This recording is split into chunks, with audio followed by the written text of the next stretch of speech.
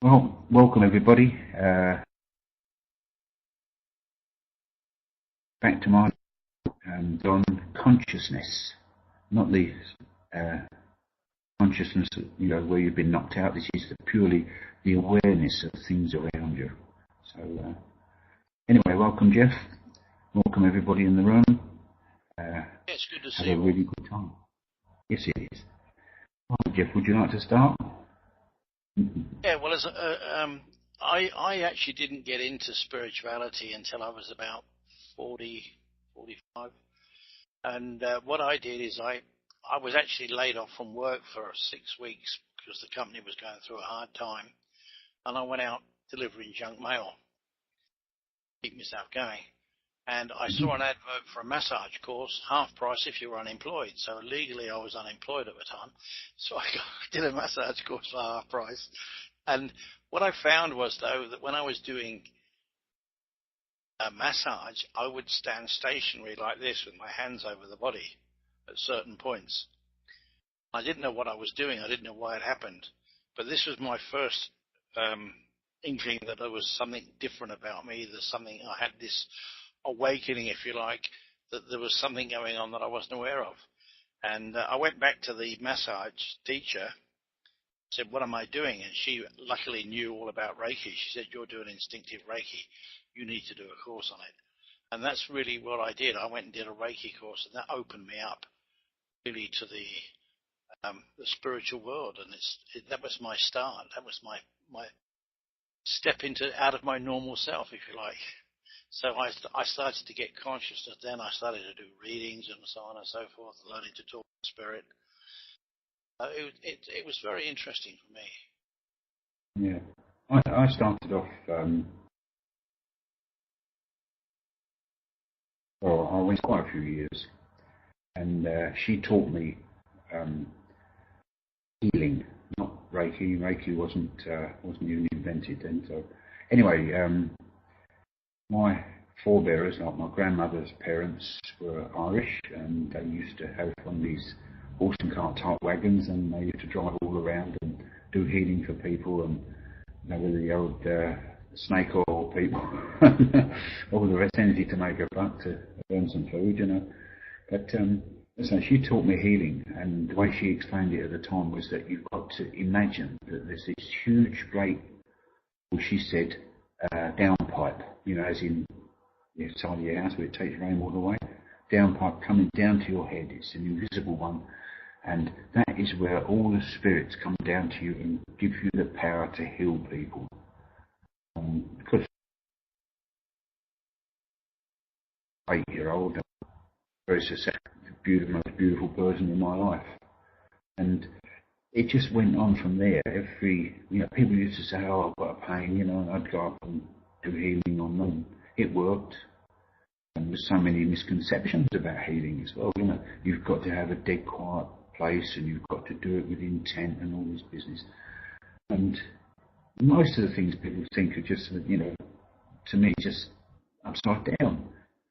And I've done healing in a factory with, they had 63 1,000-ton machines roaring, all the motors were just roaring away, and you could hardly hear yourself talk. And I've done healing in there, and very, very successfully. It was to me the start of everything that I know, and because it's the belief system. I think that's where it came from, Geoff. Well, the way I looked at it was that once you learn to work with energy, I mean the spiritual energy, then that just opens you up to everything. Yeah. You are open to being opened up, if you like. Some people don't want to be, so they block it. At 8 years old, I don't think there's a choice. It's whatever the adults tell you, isn't it? And you've either got to believe it or just forget all about it and walk away. I was one of the people that I loved it right from the time I started. So really good. It's always fascinated me about this Irish content, though, because if it is handed down through generations or DNA or whatever you want to call it, it certainly hit my family. I mean, they say it does tend to skip people or generations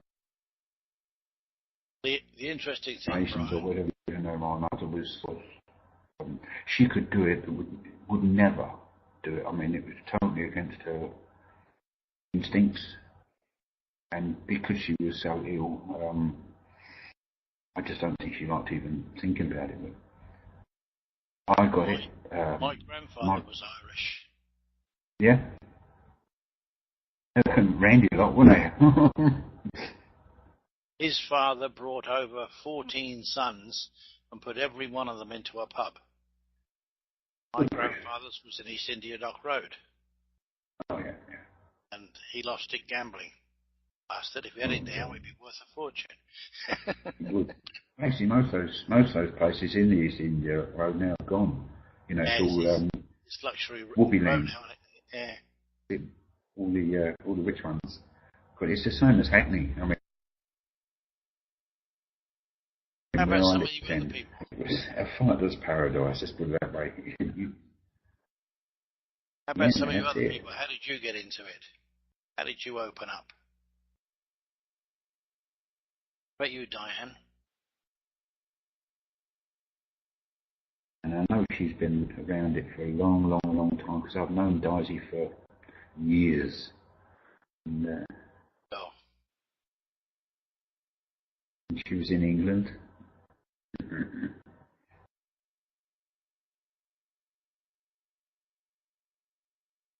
Everybody? No answer was anybody. What about you? Tell us about you, Raven.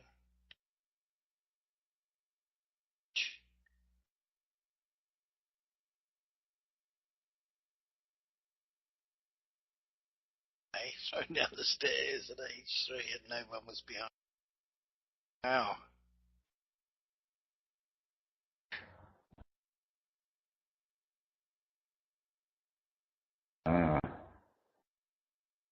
Good heavens above. So many stories like that. About it, isn't it?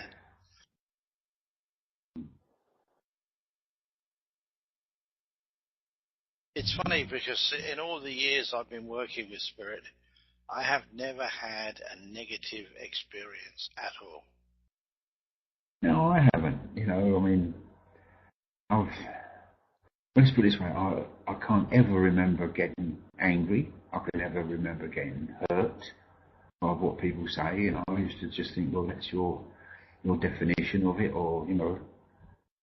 So, I don't know, I think it's how you look at the world as well. Other people are totally different. Go on then. Go ahead, Diane. Explain.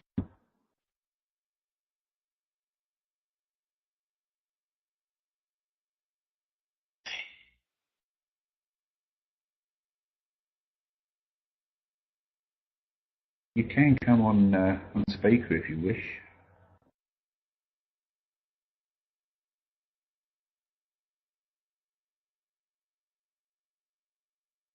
Raven is saying that she went looking to contact her grandmother, started her search into spirituality. She had very few memories of her youth. She blocked so much of it, so very good youth time. If only people would teach their kids right from a young, early age, you know, Geoff. I've always said that, you know, such things like meditation and healing. I mean, they're so natural. And they really, it's beautiful. Yeah, I was very scared of the dark as a young kid as well.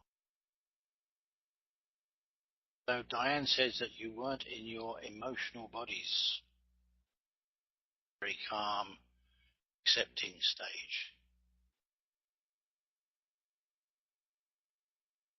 She means, isn't it, Diane? Yeah, probably. I think, you know, I've got into that stage now, but I think it's at a different. I mean, it's not that I'm not in my emotional body. I just realised that this is the way to be, and I've accepted it, and I work with it. I get upset when things go wrong, but don't let it hang on to me. You know, Yeah. I feel it, let it go. I carried my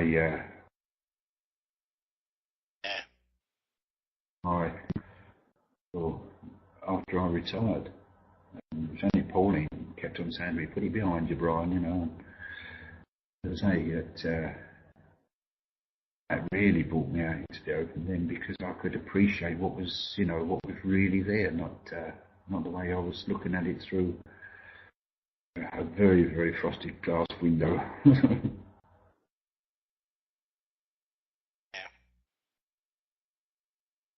It's funny how really, when I look back at my life, I can see how things happened, right back to when I was a kid. You know, but at the time I didn't realise that things were happening. Like as a young man, up to the age of 17, if anybody spoke out of turn to me, I just hit them, and that was the end of it. You know, I just turned around and thumped them one. And then at 17, I joined the Navy. Of course, you can't do that then. But I learned very quickly to control my anger. And, you know, I've never had a fight since. I mean, I get angry, but I can feel it and let it go. Feel it, let it go. And that's it. It was knocked out of me as a kid, and never ever came back. I think what it was, my parents had my elder sister. She was classified as being the princess, because I came along being the boy, and I wasn't up to her standards, obviously. I always used to be called the Dirty Hand Brigade, because I like taking things apart and digging holes in the garden and climbing trees and all the things that boys normally do. Well, you know, I as a young man, I had a lot of trouble with my family too. I was the second child. The daughter was the eldest. I was the second eldest, and he had two more boys after me. But everything, I was the one that had to get a job to earn money. You know, I got a job at 11, earned 15 shillings a week, and paid my mum 10 of it for my keep. When I was 14, I got another job, which was paid me 30 shillings a week. I had to give my mum £1 of it. The other two boys never worked in their lives until they left school. I saved up my money and bought myself a little cassette radio so I could listen to Top of the Pops. That weekend, they went out and bought two more and gave them to the two brothers. And that's the way I was treated all the way through. I earned my money, I bought things, and then they bought the same for them. When I asked for a penknife, I was in the Sea Cadets. I said, can I have a penknife? You've got to wait till you're 12, whatever it was. When I was 12, the Christmas I was 12, they bought penknives for the three of us. And one was 8 years younger than me. He's like 4 years old, and he's got a bloody penknife. I had to wait till I was 12. So I had an upsetting childhood. It wasn't vicious or violent, but it was more mental stress put on me. I think that may be one of the reasons why I'd switched off long before, you know. Yeah. Mine was perpetual, let's put it that way. Anyway, I'm not going to go into that. It's long and it's wrong. I think the thing that struck me most of all, though, is the fact other people's reactions to what I could do. And I mean, all of the factories that I've been in,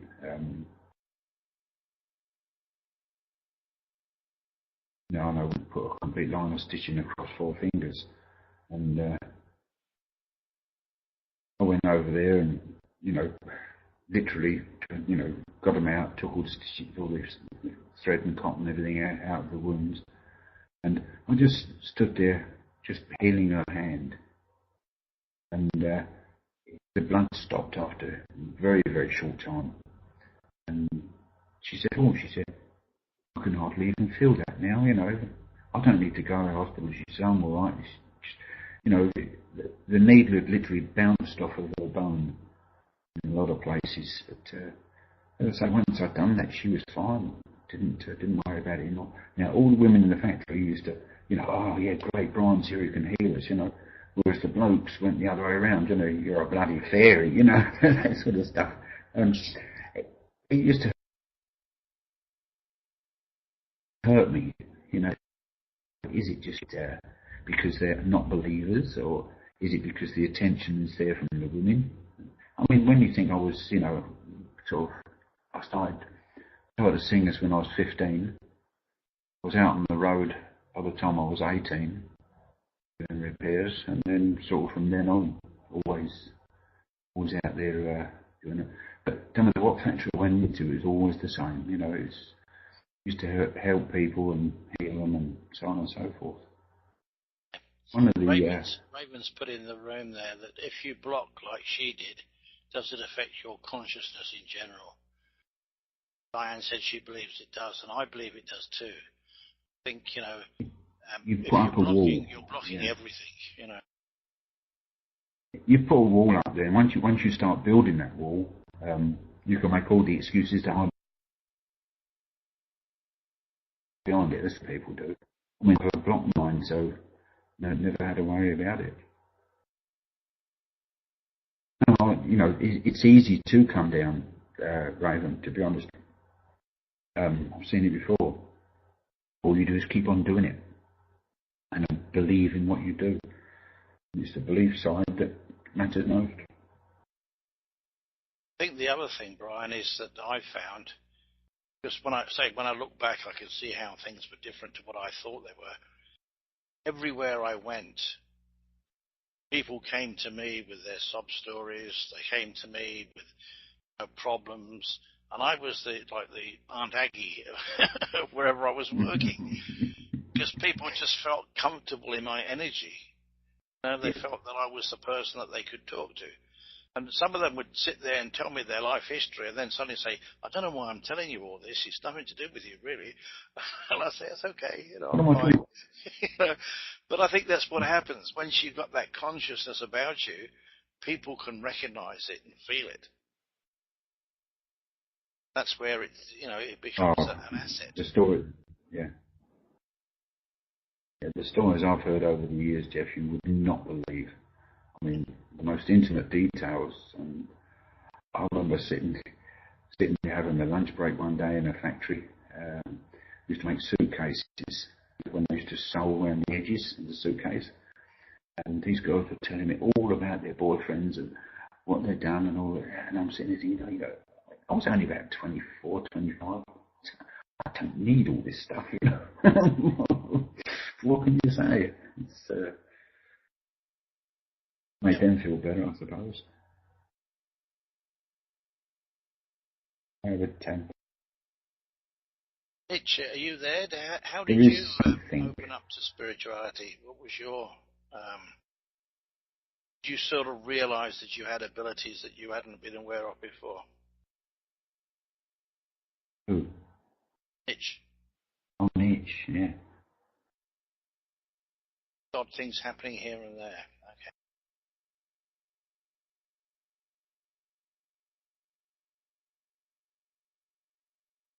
Saying here that one night her daughter came into her room and woke her. She sat on my bed and we talked about a very serious subject. She didn't move her mouth. Mm-hmm. No, neither did I, so it was almost like a telecommunication. She'd passed 4 months prior. Okay, there you go. That's very, very good, isn't it? Yeah. That's something really special ahead. So. Telling you what to do. Wow.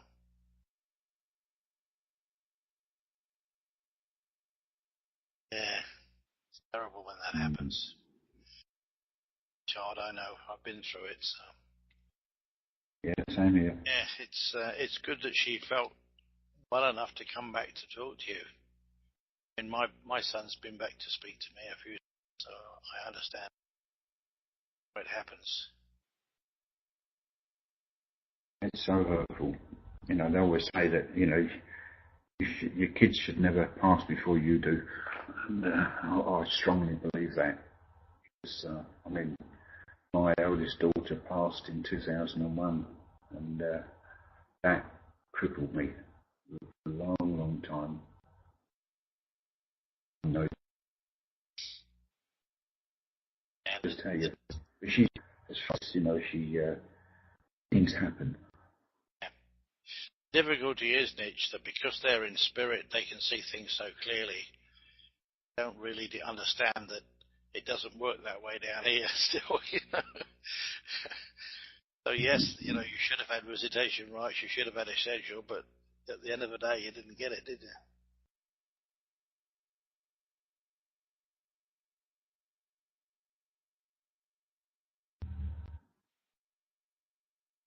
Well, that's good. I'm glad she came and helped you. That is absolutely awesome. Yeah, really terrific stuff.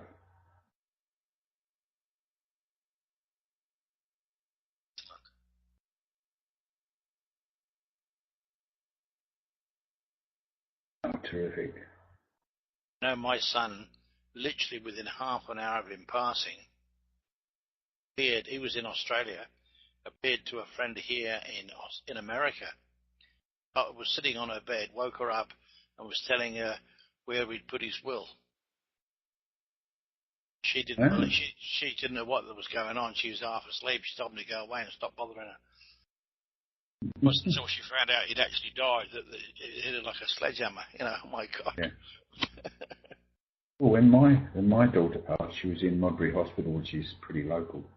And as you come out of the hospital, there's a really steep hill. It's called Montague Road. And I mean, going up there is, you know, it was middle of winter and it was as windy as hell.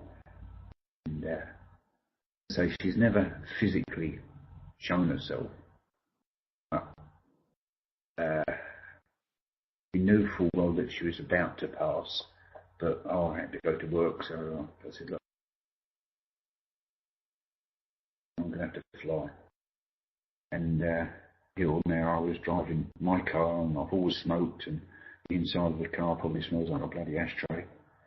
And you wouldn't believe, all of a sudden I got this beautiful smell of flowers, you know, the perfume was beyond belief.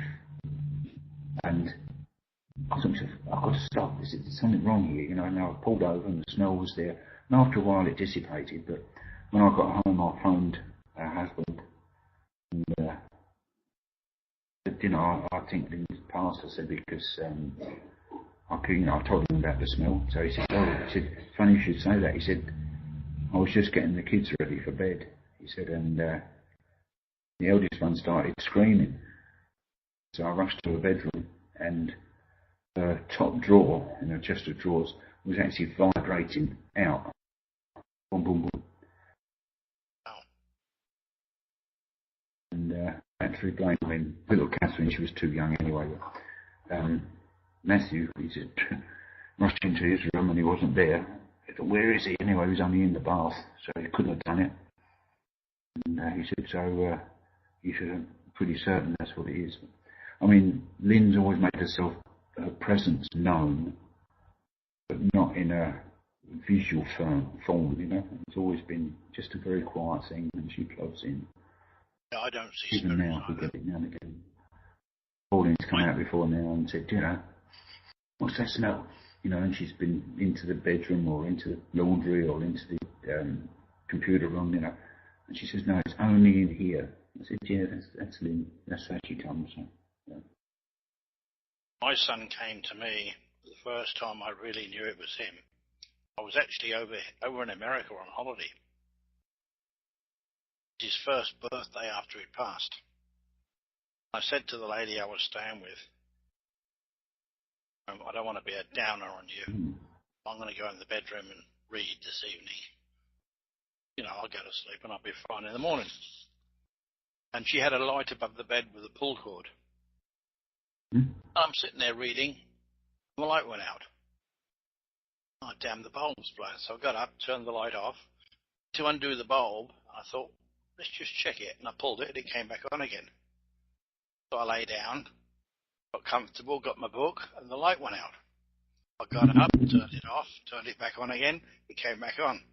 I said, Robert, if that's you, stop messing me around. I know you're here. Everything's fine. And the light flickered on and off once. It was fine from then onwards. That's how he And communicated with electricity. Yeah. Once they realise that they can get, I call it nonsense, all that stuff stops. You know, it doesn't continue on. Once they've got through to you that they're there. Very strange. So the other thing over the years, I think that was the consciousness of knowing or being told by spirit that there's something wrong. When I was in a factory and I was running a 24-hour job. I'd been there all day and it was 2 o'clock in the morning and I was running 7 machines. 3 of them were hand loaders. These are big 1,000-ton machines. And we're making the heels for ladies' shoes. The plastic ones, they got insert up the centre and sort of 6 heels on each bolster. Anyway, you stand to go to the next machine and do the same thing. Anyway, all of a sudden the doorbell started to ring. And I couldn't see anyone there, and I thought that's strange because it's a 150 watt globe at the top of the stairs and you should have been able to see whoever's there. But this is a sign. This is a sign. I'm going to have to investigate. Anyway, to be honest, of the 7 machines that I was running, I shut off the 3 manual machines I wasn't hand loading, and the bell stopped going. And I thought, right, well, anyway, the next time I was in work, I pulled this machine down, it wasn't running, so it all heated up to the right temperature, and I shut the gate. No, sorry, I didn't shut the gate. I started the motor, and as soon as I started the motor, the actual head came in and crash. So I reckon the next time I'd have put my arm in there to put the inserts on, this thing was going to fold up on me and would have crushed my arm. So I learned then that spirit will look after me, and I thought that was something really special. And they have, yes, they've looked after me ever since. Sorry, Raven asked the question, do I ever feel that getting into spirituality was to help me with... I honestly don't know, Raven. I was into it long before, I ever knew anything about Robert. He was 35, I think, when he died. I was been into it for a long time. So it could be, there could be an element of that in it. I don't know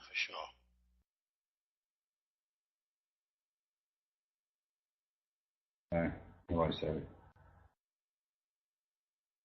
Well, I had an experience with driving home one night.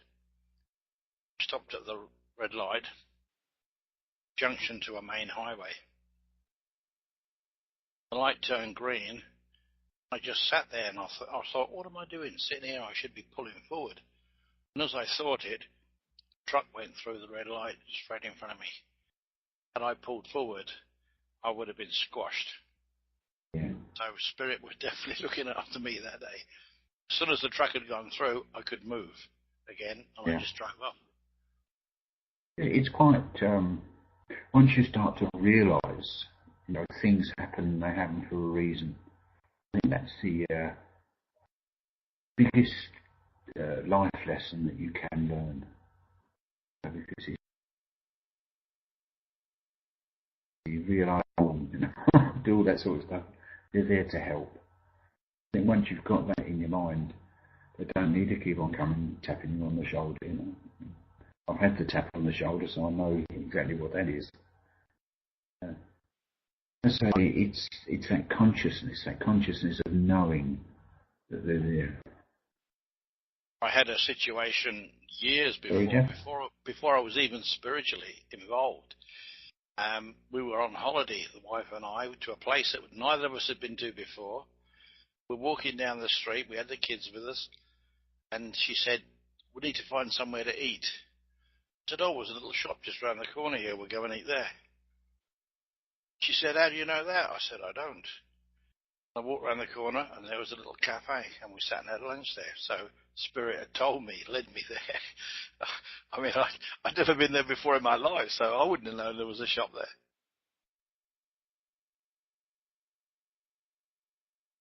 So yeah, they do help us in strange ways sometimes. Yeah, it does. I don't know. As I say, it's that realisation. I think that they are there. People tend to turn away from it whenever they get an opportunity, or if they're in a mixed company and everybody disagrees with the idea of spiritualism, and then they'll probably back off and say, oh yeah, well, I only do it because these things have happened to me. I don't agree with that. I'm afraid I'm the argumentative type. I'll tell them exactly what I think, and whether they be right or wrong. Only everybody else's thoughts. Every book that is written about it, just no fact there at all. Yeah. Diane's just put in the room that she has, at the age of 18, living on her own with her 8-month-old daughter.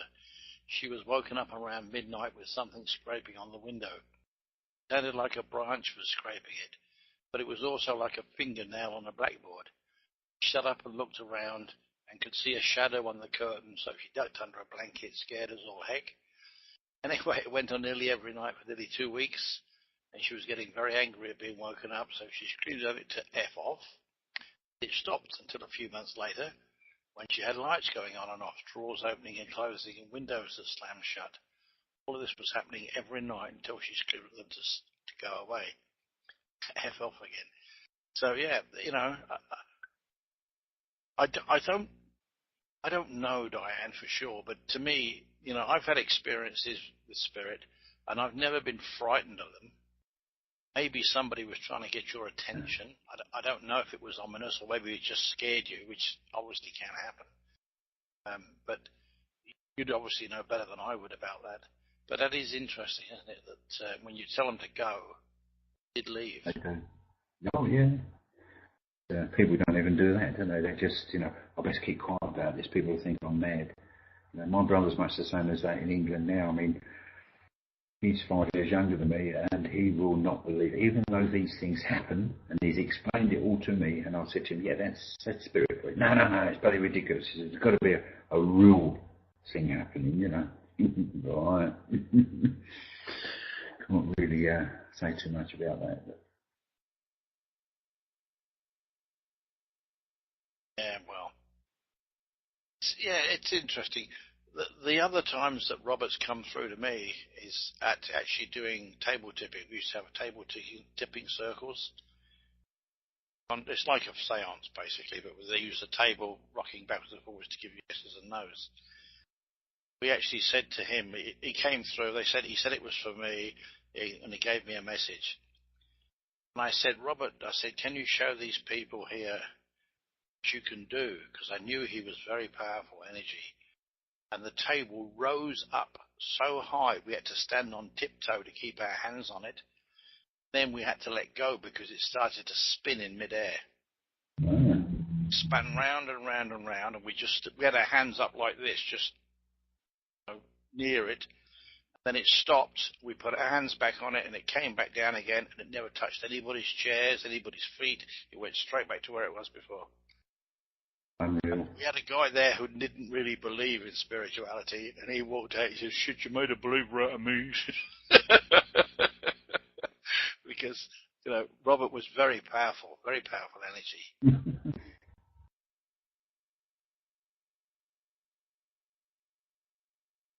It's quite strange. I can never pick on my ones that have helped me. Say when I was my family, my wife and my child, were very young, and the extra used to go through money like water. And we used to get paid on a Friday, the old wage packet with the onces in there. And every Wednesday. She said, oh, you're going to go out. She said, I haven't got enough money for tea tomorrow night, you know. Christ. Doing cars as well, my tools used to get all cracked up and greasy and God knows what else. And you know, because you get any of that grease on some of the clothing, you're done for. Anyway, long story short, I started to clean up my tools and there was a knock on the door within a minute. And this guy said, oh, can you come and fix my machine for me, you know. Went out and fixed the machine, made £1, you know, and that store was over for the next day. And this happened week after week after week. I thought, well, I'll try this, I've got to test it, you know. I've got no money at all. He comes to me, what happens if I have got some money? Well, as it happened, I sold this sewing machine that I picked up for virtually nothing, for a good profit, and I had the money in my back pocket, and I hadn't told a soul. I didn't dare tell my ex, otherwise she'd have spent a lot before I got out of my wallet. Anyway, I kept it there. Anyway, she said to someone, right, I'll clean your tools up and see, and I clean the tools up and they're all lovely and pristine in the box, all beautiful, and no knock on the door. So I thought, well, that proves it to me. They're watching you all of the time, just making sure. You can never be 100% certain, but inside yourself, you know that is exactly what happened.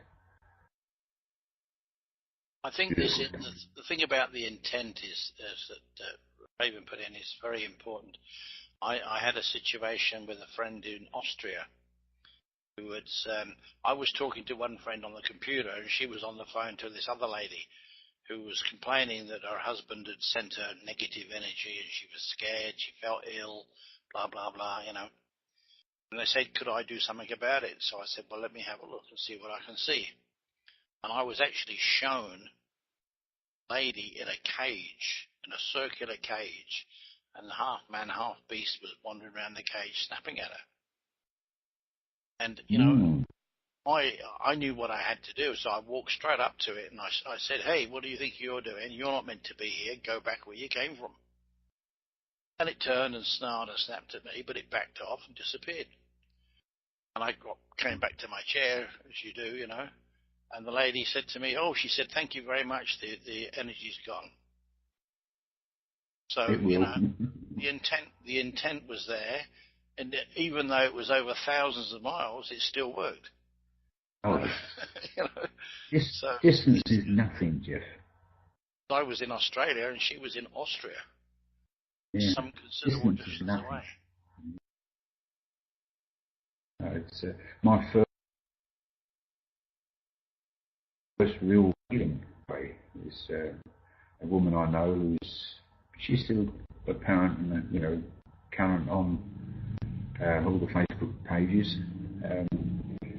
She went over to Christchurch to have a weekend over there, or a week, 2 weeks. Anyway, she phoned me through and she said, Brian, she said, I'm in deep trouble. She said, I've got here and they're all in the midst of this flu epidemic. And she said, it's terrible and I've got it already. She said, no, I've only been here for half a day. She said, can you send me healing? So I said, yeah, I can do that. So anyway, I sent her the healing and she phoned me back the next day and she said, thanks, Brian, it's all gone. She said, the people around the house have still got it. She said, and they're all coughing and sneezing. And she said, but I feel perfect, she said. Well, I know it worked. I know what I sent her. So it does work.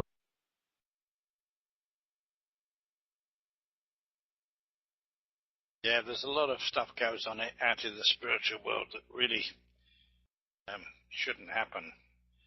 I've had this argument with some very, very high, or at least people who think they're high spiritually people, about saying whether somebody's going to die or not. And we had a situation in Australia where a lady came to my teacher, said, she wanted to know when she was going to die. And my teacher said, no, we don't do that. She said, well, I'm going to find out. And she went round and round and round until she found somebody to tell her. and they gave her a date that she was going to die. 2 weeks before the date came, this woman was in a flat spin. I'm going to die in 2 weeks. What am I going to do? I've got to do this. And my friend, my teacher, had to go there every day for 2 weeks and calm her down and talk her through it, because she didn't die. It was wrong, you know. So you've got to be very careful. And it annoys me, people who go around and saying, oh, yeah, I give out the dates they're going to die. You don't know. Nobody knows when you're going to die other than God, if you like. I think it even states in the Bible that the only person that knows your time of death is, a higher spirit. Certainly mediums don't know, in my experience anyway. I think it's very wrong to tell people.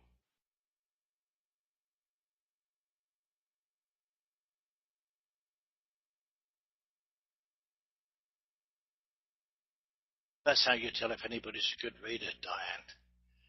I went up to a place in Australia, up in the mountains, just outside Melbourne, where there's a little spiritual village. The lady doing palm reading. So I just wandered over and I said, oh, can I have a go at this? She said, yeah. And I gave her my hand. She looked at it. She looked up at me. She looked down again. She looked at me. She said, you should be bloody reading me, she said. I said, oh, okay. The rotten son. But she did read me. It was good. Yeah. Beautiful. Lost your picture. Sorry about I lost it altogether, mate. I don't know what happened, but the whole thing cut out again. So just hoping, I'm praying I haven't got a loose lead somewhere. But it's good. We can hear you better now. Oh, well, it's all right. We're breaking up just a little bit on the cam. Yeah. That's why last week I went onto Skype and introduced. We've only got 15 minutes left anyway, so I won't go back on now. It's not worth it. Coming out in a few minutes. I don't think Brian swings that way.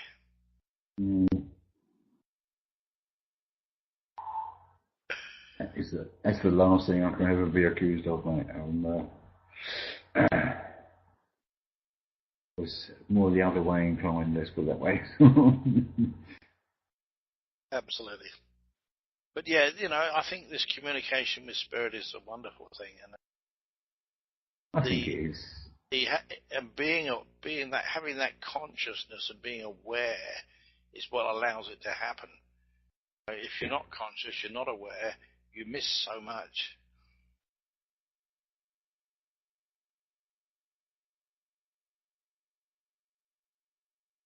Yeah. I don't know. There's so many unexplained things, and people try to explain them, don't they?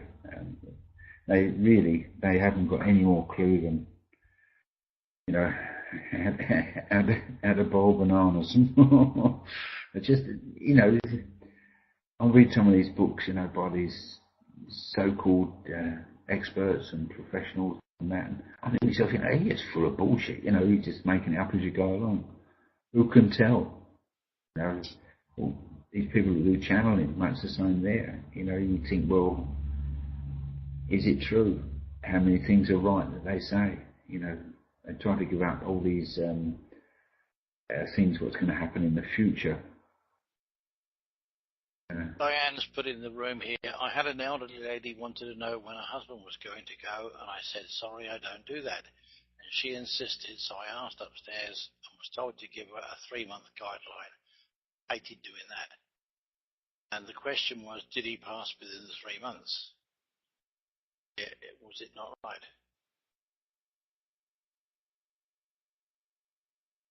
Didn't come back because she wanted to get things.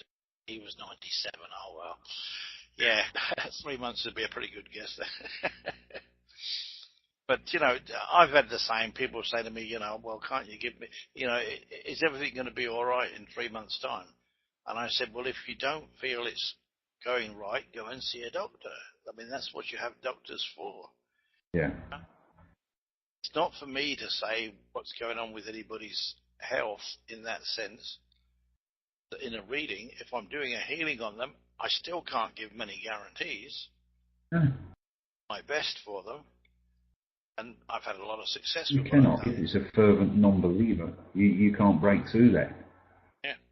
But no, it's very. I mean, the most beautiful thing that I've done in healing, for instance, was this particular lady who still comes onto Facebook now and again, different rooms she goes into. And I was the healer at the local spiritual church, and she came in one day, didn't know from her bar soap, and she's put herself out on the healing table, and because I've always worked on the no hand touch, and I've sort of gone right the way down her front and got to the solar plexus, and I just said to her, "What are you doing here?" She looked at me with a big grin on her face.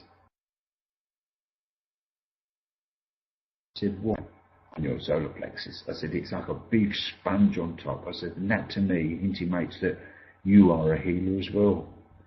She just laughed and got off, walked away, and we've been really close friends ever since.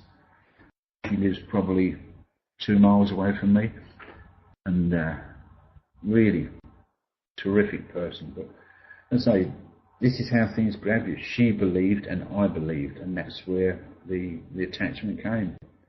I've had other people come in for healing, and I heard one bloke say one day, "That lot of bloody good that was." I said, "Well, it didn't cost you a cent though, did it, mate?" No, people are strange. Yeah. Well, I used to get upset in Australia because I used to do a free clinic every Wednesday with a group of people. I found the idea, as it was explained to me, was it was to let people come in and feel the energy, learn, and if they wanted to learn about Reiki, we could teach them the idea of it. But it was the same people week after week after week after week. And I said to the lady running it, I said, this isn't right. This isn't what you told me. She said, "What do you mean?" I said, "Well, it's the same people every week." She said, "Yeah, and half of them are Reiki masters."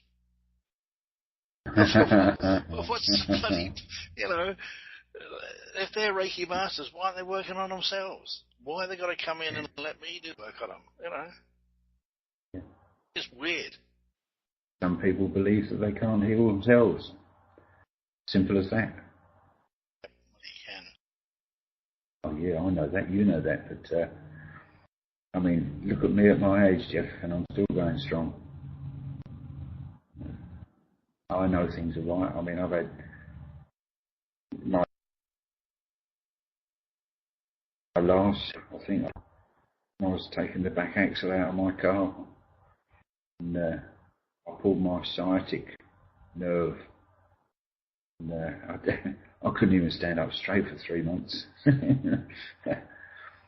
Kept on doing the healing and I shower on it and all that. It's 1,000 times better now. I get a twinge now and again. That's about all. It's what you believe all of the time. It's your consciousness, isn't it? Your belief structure. I think it's brilliant. But it is funny though, because one of the things I've found is when I actually do Reiki on people, I have sciatic nerve problems. I'm saying to Spirit, come on guys, I'm trying to work on somebody here. Can't you take this pain away? They don't. They never have. I don't understand that because, if I'm working on their behalf, they should be able to help me out.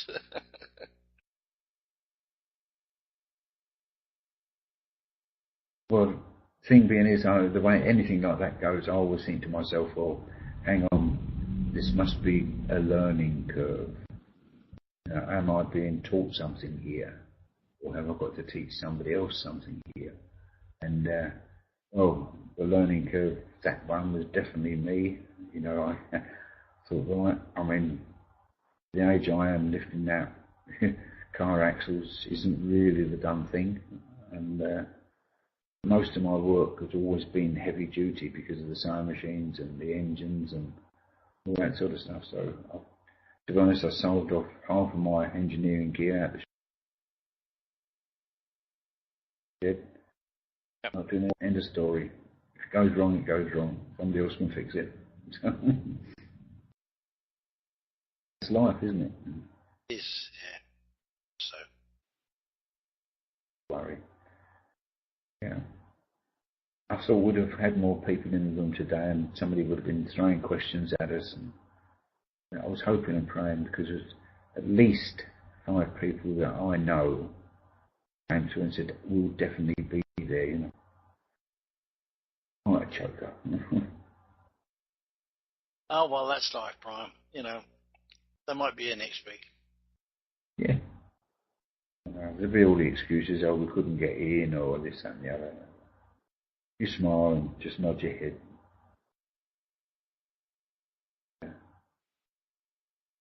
I mean, even Nietzsche had to go. Yeah, she has to. Yeah. She has a regular routine of working on her husband. She has to give him an injection every so often. It's a very slow injection into the tummy area. She has to go and do that. Yeah.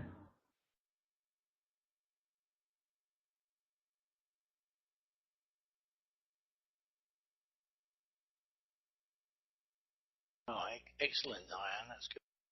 Diane says we're talking about conscious awareness, and she's doing a teaching course on awakening to the subconscious, which works 24/7 to bring about the experiences of our conscious thought. Please, yeah.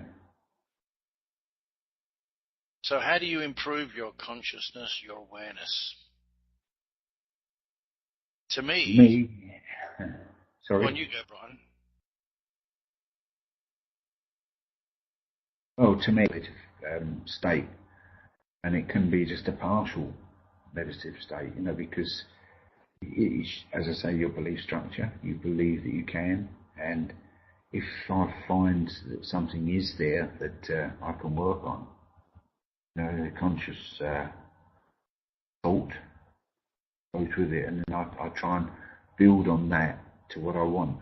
Say at the moment, I'm trying to bring up 2 things. One, as you know, I do remote viewing, and the other is telepathy. Now, why can't I then put myself to somebody and then be able to read them straight away, immediately? Now, once I can do that, then you've got help with problems, you know, put ideas into their mind that they could possibly do this to fix it, you know. It's all on a help basis, admittedly, and I don't really look upon it as an intrusion, because I won't do it unless somebody asks me to, but I think that's how I do my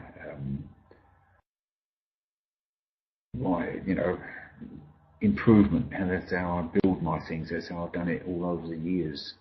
You know, if I keep on concentrating on it, and from there it gradually becomes better and better. It's much like your intuition, isn't it?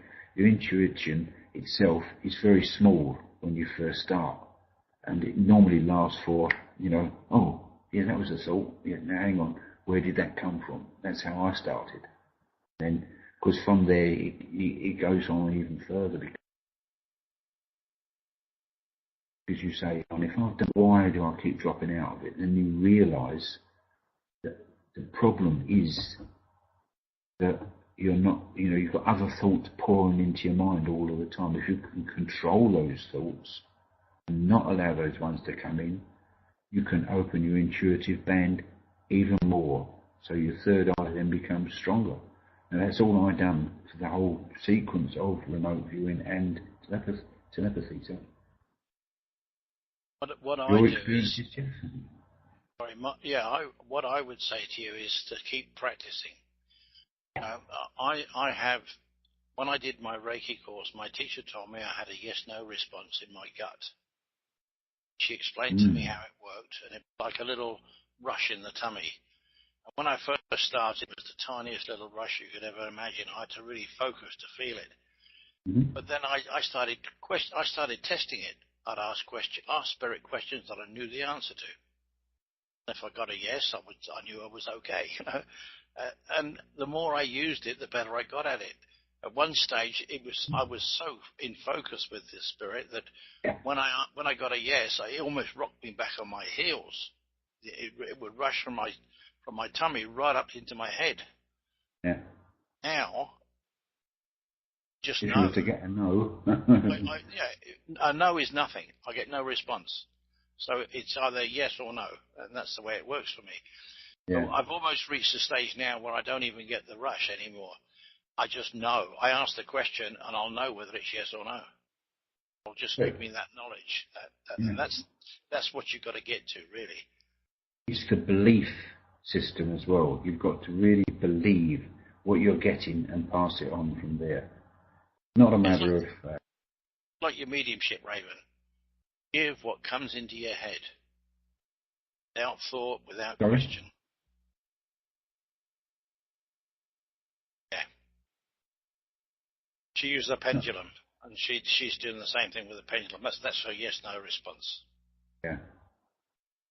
That's the same thing. It's a strange...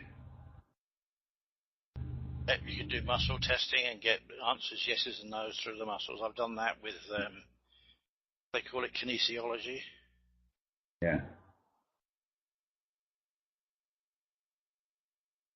That's the answer to get to. You really don't need a pendulum anymore, Raven. You ask the question and you listen for the answer, and you'll know. Yes or no. They're only tools, aren't they? You can ask any question you like. I mean, if you wanted to know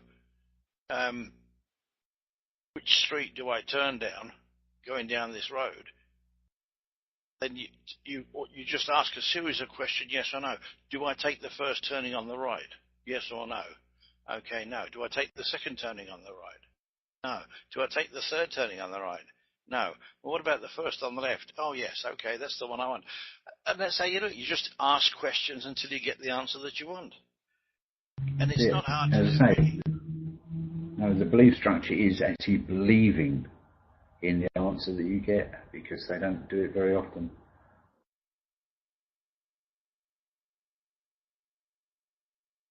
That's it, Daisy. Believe me. Yeah. When I did my first mediumship reading, Diane, other than in my little group, teacher said to me, I was the first one. It was a weekend away to weekend workshop. I was the first one. She said, get up on the stage, Geoff, and do a reading. And I looked at her, I thought, oh my God, I'm scared. She said, just pick a person and make up a story in your head. So I did. And I picked this lady out, and I said, may I come to you, madam? She said, yes. And I started making up this story about this person that was with me. And it was funny thing is I got no. And I thought, oh shit, what's going on here? Anyway, I sort of stopped and looked at my teacher, and she said, okay, love, you can't take any of that. She said, what about the lady sitting right in front of you? Can you take it? And she said, yes, I can take everything he said. I just picked the wrong person. And I thought I was making it up. But because I'd relaxed, Spirit gave me the words to say. I relaxed and I trusted what came into my head. I would say 90% of it is, not making it up. No, I thought I was making it up, but what I was doing was giving what Spirit gave me. But I thought I was making it up, and I wasn't. Yeah. That's the trick, isn't it? Yeah. As I say, all I do, if I'm doing telepathic reading on here, I just look at the gap between my screen and the keyboard. I can immediately then go to my space, my intuition starts, and whatever comes into my mind, I'll pass through to them, because I know it's right. I mean, The spirit wouldn't give me anything that was no the bullshit. You know, it's there. I mean, there's been a lot of controversy over that. Do people really have spirit speaking to them, or is it what you're picking up directly? And this is what I don't know and I cannot prove, and I will not speculate it on it.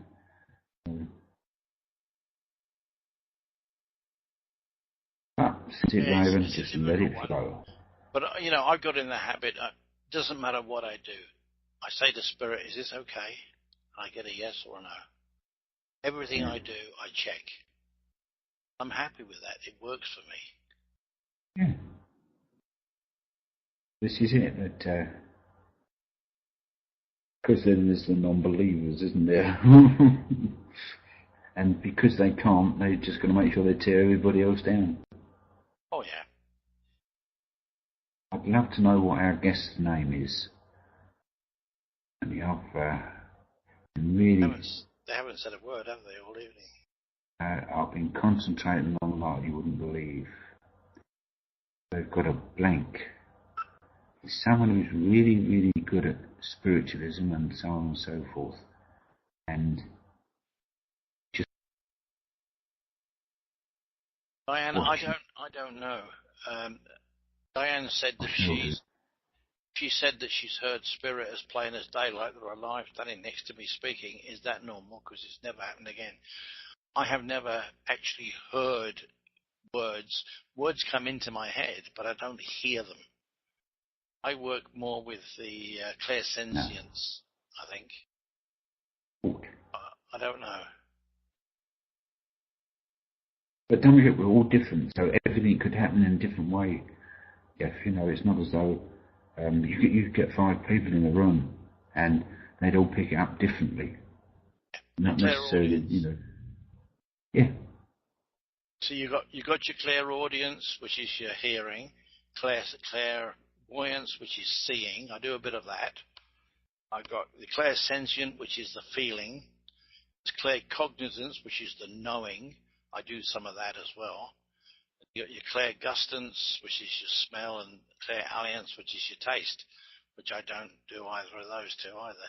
So, you know, we don't all get everything. We get bits and pieces. You're not a nut job, Diane. Don't ever think you'll never be a nut job. It means that you're meant to hear it that way.